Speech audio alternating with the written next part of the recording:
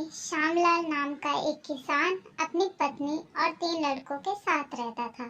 श्यामलाल खेतों में मेहनत करके अपने परिवार का पेट पालता था, लेकिन उसके 3 लड़के आलसी थे, जो गांव में वैसे ही इधर-उधर घूमते रहते थे।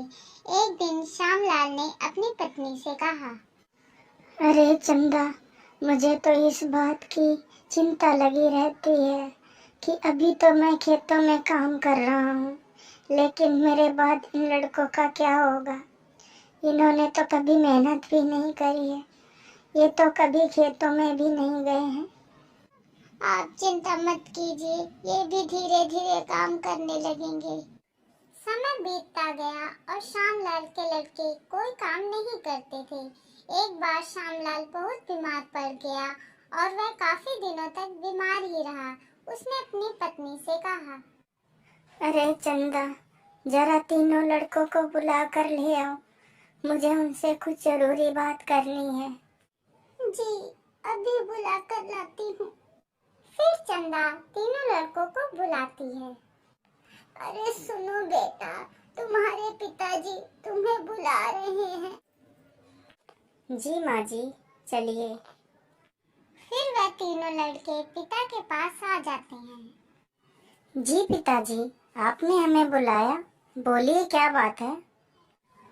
सुनो बेटा, मुझे लगता है कि अब मैं ज्यादा दिनों तक जीवित नहीं रहूंगा, इसीलिए बेटा मैं तुम लोगों को बताना चाहता हूँ कि मैंने अपने जीवन भर का कमाया हुआ धन अपने खेत के नीचे दबा रखा है। मेरे बाद तुम उसमें से खजाना निकाल कर आपस में बांट लेना। श्यामलाल की यह बात सुनकर तीनों लड़के खुश हो गए। कुछ समय बाद श्यामलाल की मृत्यु हो गई। श्यामलाल की मृत्यु के कुछ दिनों बाद उसके लड़के खेत में दबा खजाना निकालने गए।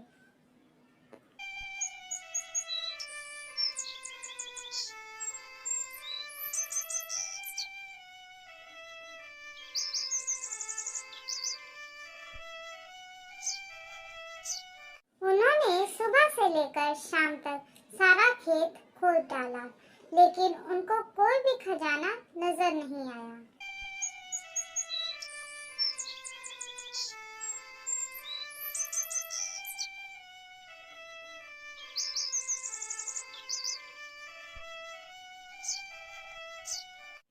लड़के घर आकर माँ से बोलते हैं, माँ, पिताजी ने हमसे झूठ बोला था, उस खेत में हमें कोई खजाना नहीं मिला।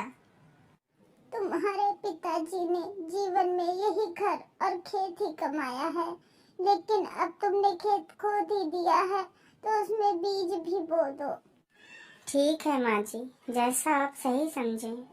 लड़कों ने माँ के कहे अनुसार खेत में बीज बो दिए और खेत की देखरेख करते रहे।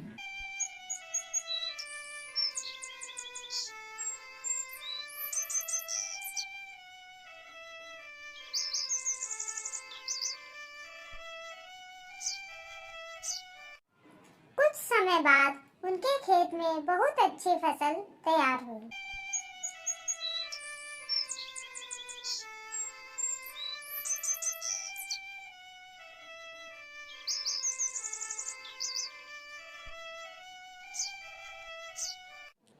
फिर वह उस फसल को काटकर बाजार बेचने गए।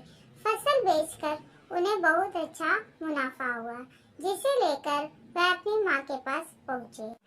ये लो माँ, ये पैसा हमने फसल बेचकर कमाया है।